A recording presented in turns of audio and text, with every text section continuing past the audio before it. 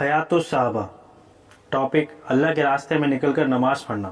حضرت علی رضی اللہ عنہ فرماتے ہیں کہ بدر کی لڑائی کے دن حضرت مقداد رضی اللہ تعالیٰ عنہ کے علاوہ ہم میں سے کوئی بھی سواری پر سوار نہیں تھا، اور میں نے اپنے آپ کو اس حالت میں دیکھا کہ ہم میں سے ہر ایک آدمی سویا ہوا تھا، بس حضور صلی اللہ علیہ وسلم جاگ رہے تھے۔ آپ ایک پیڑ کے نیچے نماز پڑھ رہے تھے اور روتے رہے یہاں تک کہ صبح ہو گئی۔ حضرت ابن عباس رضی اللہ عنہ فرماتے ہیں کہ ہم لوگ عصفان نامی جگہ پر حضور صلی اللہ علیہ وسلم کے ساتھ تھے، مشرکوں کی فوج ہمارے سامنے آ گئی۔ اب ان کے سپہ سالار حضرت خالد بن ولید تھے۔ مشرکوں کی یہ فوج ہمارے اور قبیلے کے بیچ میں تھی۔ حضور صلی اللہ علیہ وسلم نے ہمیں ظہر کی نماز پڑھائی۔ مشرکوں نے آپس میں بات کی کہ مسلمان تو ابھی ایسی غفلت اور بے خبری کی حالت میں تھے کہ ہم ان پر حملہ کر سکتے تھے، تو اس موقع سے ہم فائدہ اٹھا لیتے تو اچھا تھا۔ پھر کہنے لگے کہ اب ان کی ایسی نماز کا وقت آنے والا ہے تو انہیں اپنی اولاد اور اپنی جان سے بھی محبوب ہے۔ حضرت ابن عباس رضی اللہ عنہ فرماتے ہیں کہ کافر عصر کی نماز میں مسلمانوں پر حملہ کرنے کا منصوبہ بنا رہے تھے کہ ظہر اور عصر کے بیچ حضرت جبریل علیہ السلام یہ آیت لے کر اتر آئے جس میں نماز خوف کا ذکر ہے۔ ترجمہ: جب تو ان میں موجود ہو پھر نماز میں کھڑا کرے۔ اور امام مسلم نے حضرت جابر رضی اللہ عنہ سے یہ روایت اس طرح نقل کی ہے کہ مشرکوں نے آپس میں کہا کہ بہت جلد ایسی نماز آنے والی ہے جو مسلمانوں کو اپنی اولادوں سے بھی زیادہ عزیز ہے۔ حضرت جابر رضی اللہ عنہ فرماتے ہیں کہ ہم لوگ حضور صلی اللہ علیہ وسلم کے ساتھ نخل نامی جگہ کی طرف غزوہ ذات الرقاع کے لیے نکلے۔ ایک مسلمان نے کسی مشرک کی بیوی کو قتل کر دیا یا اسے قید کر لیا۔ جب حضور صلی اللہ علیہ وسلم وہاں واپس آ رہے تھے، اس عورت کا شوہر آیا جو کہ کہیں گیا ہوا تھا۔ جب اسے بیوی کے قتل ہونے کی خبر ملی تو اس نے قسم کھائی کہ جب تک وہ محمد صلی اللہ علیہ وسلم کے صحابہ کا خون نہیں بہائے گا اس وقت تک وہ چین سے نہیں بیٹھے گا۔ چنانچہ وہ حضور صلی اللہ علیہ وسلم کے پیچھے چل پڑا۔ آپ نے راستے میں ایک جگہ پڑاؤ ڈالا۔ آپ نے فرمایا، آج رات ہمارا پہرا کون دے گا؟ ایک مہاجر اور ایک انصاری نے اپنے آپ کو پہرے کے لیے پیش کیا۔ انہوں نے کہا، اے اللہ کے رسول صلی اللہ علیہ وسلم، ہم پہرا دیں گے۔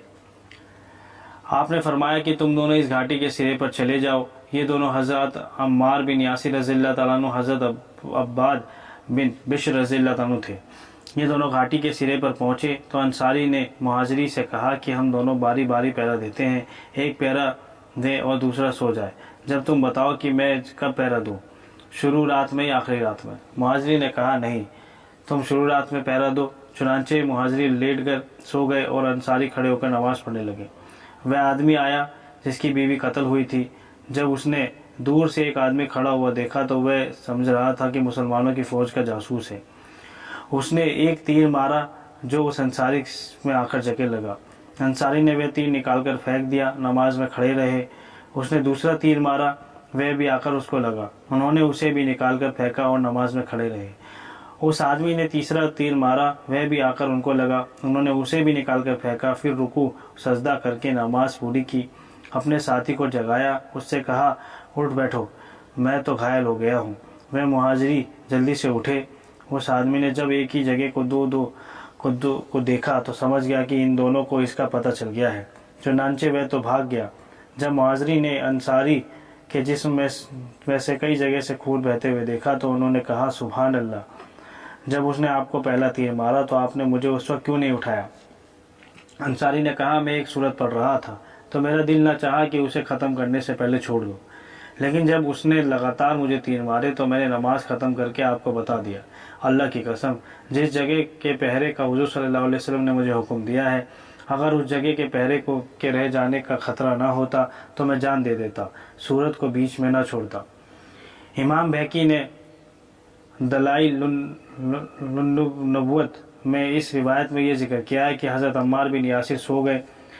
حضرت عباد بن بشر کھڑے ہو کر نماز پڑھنے لگے۔ حضرت عباد نے کہا کہ میں سورت کہف نماز میں پڑھ رہا تھا، میرا دل نہ چاہا کہ اسے ختم کرنے سے پہلے رکوع کر لوں۔ حضرت عبداللہ بن انیس رضی اللہ عنہ فرماتے ہیں کہ حضور صلی اللہ علیہ وسلم نے مجھے بلایا، فرمایا، مجھے خبر ملی ہے کہ خالد بن سفیان بن نبہ نزلی مجھ پر چڑھائی کرنے کے لیے لوگوں کو جمع کر رکھا ہے۔ اس وقت وہ ارنا نامی جگہ پر تم جا کر اسے قتل کر دو۔ میں نے کہا، اللہ کے رسول صلی اللہ علیہ وسلم، آپ مجھے اس کا حلیہ بتا دیں تاکہ میں اسے بچا لوں۔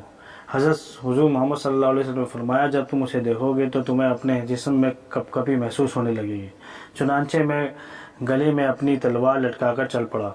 जब मैं उसके पास पहुंचा तो वह अपनी बीवियों के साथ उड़ना नामी जगह पर था। अपनी बीवियों के लिए ठहरने की जगह तलाश कर रहा था। असर का वक्त हो चुका था। जब मैंने उसे देखा तो हुजूर सल्लल्लाहु अलैहि वसल्लम ने बताया था कि वाकई मुझे अपने जिस्म में कपकपी महसूस हुई। मैं उसकी तरफ चल पड़ा। मुझे ये डर लगा कि कहीं ऐसा ना हो कि उसे कत्ल करने की कोशिश में कुछ देर लग जाए, असर की नमाज जाती रहे। चुनांचे मैंने नमाज शुरू कर दी। मैं उसकी तरफ चलता भी जा रहा था, इशारे से रुकू सजदा भी करता जा रहा था। मैं जब उसके पास पहुंचा तो उसने कहा, यह आदमी कौन है? मैंने कहा, मैं अरब का एक आदमी हूँ जिसने ये सुना है कि तुम लोगों को उस आदमी पर यानी हुजूर सल्लल्लाहु अलैहि वसल्लम पर चढ़ाई करने के लिए जमा कर रहे हो, इस वजह से तुम्हारे पास आया हूँ। उसने कहा, हाँ मैं उसी में लगा हुआ हूँ। चुनांचे मैं थोड़ी देर उसके साथ चलता रहा। जब मुझे उस पर पूरी तरह काबू हासिल हो गया तो मैंने तलवार का वार करके उसे कत्ल कर दिया। फिर मैं वहाँ से चल पड़ा। उसकी हौदानशीन औरतें उस पर झुकी हुई थी। जब मैं हुजूर सल्लल्लाहु अलैहि वसल्लम की खिदमत में हाजिर हुआ तो आपने मुझे देखकर फरमाया, यह चेहरा कामयाब हो गया। मैंने कहा, अल्लाह के रसूल सल्लल्लाहु अलैहि वसल्लम, मैं उसे कत्ल कर आया हूँ। आपने फरमाया, तुम ठीक कहते हो। फिर हुजूर सल्लल्लाहु अलैहि वसल्लम मेरे साथ खड़े हुए, मुझे अपने घर ले गए। मुझे एक लाठी देकर फरमाया, ए अब्दुल्ला बिन उनैस, इसे अपने पास संभाल कर रखना। मैं लाठी देकर लोगों के पास बाहर आया। लोगों ने पूछा, ये लाठी क्या है? मैंने कहा, ये लाठी मुझे हुजूर सल्लल्लाहु अलैहि वसल्लम ने दी है। मुझे हुक्म दिया है कि मैं इसे संभाल कर रखूं। लोगों ने कहा, तुम वापस जाकर क्यों नहीं हुजूर सल्लल्लाहु अलैहि वसल्लम से इसके बारे में पूछ लेते? इसलिए मैं हुजूर सल्लल्लाहु अलैहि वसल्लम की खिदमत में वापस आया। अर्ज़ किया, अल्लाह के रसूल सल्लल्लाहु अलैहि वसल्लम, आपने मुझे ये लाठी क्यों दी है? आपने फरमाया, ये क़यामत के दिन मेरे और तुम्हारे बीच निशानी होगी, क्योंकि उस दिन लाठी वाले लोग बहुत कम होंगे या नेक अमल का सहारा लेने वाले बहुत कम होंगे। चुनांचे हज़रत अब्दुल्ला ने उस लाठी को अपनी तलवार के साथ बांध लिया। वह लाठी ज़िंदगी भर उनके पास साथ रही। जब उनके इंतकाल का वक्त आया तो उनकी वसीयत के मुताबिक वह लाठी उनके कफन में रख दी गई। उसे भी उनके साथ दफन कर दिया गया। हज़रत उर्वा फरमाते हैं कि जब यरमुक की लड़ाई के दिन दोनों फौज एक दूसरे के करीब हो गई थी, रूमी सिपह सलार कबूलकार ने एक अरबी आदमी को जासूसी के लिए भेजा। इस हदीस के आखिर में यह है कि कबूलकार ने उस जासूस से पूछा, वहाँ क्या देख आए हो? उसने कहा कि वे मुसलमान रात में इबादत गुजार हैं और दिन में घुड़सवार। हज़रत अबू इसहाक ने एक लंबी हदीस रिवायत की है कि जिसमें यह है कि हिरकल ने अपने लोगों को कहा, फिर तुम्हें क्या हो गया है कि हमेशा हारते हो? तो उनके बड़े सरदारों में से एक बूढ़े ने कहा, हम इस वजह से हारते जा रहे हैं कि वे मुसलमान रात को इबादत करते हैं और दिन को रोज़ा रखते हैं। और ये हदीसें ताइदाद गैबियत के असबाब के बाब में आगे आई। पीछे औरतों की बैत के बारे में इब्ने मंदा की बयान की हुई हज़रत हिंद बिनते उतबा की हदीस गुजर चुकी है कि हज़रत हिंद ने अपने शोहर हज़रत अबू सुफियान से कहा कि मैं मोहम्मद सल्लल्लाहु अलैहि वसल्लम से बैत होना चाहती हूँ। हज़रत अबू सुफियान ने कहा, मैंने तो अब यह देखा है कि तुम हमेशा से मोहम्मद सल्लल्लाहु अलैहि वसल्लम की बात का इनकार करती रही हो।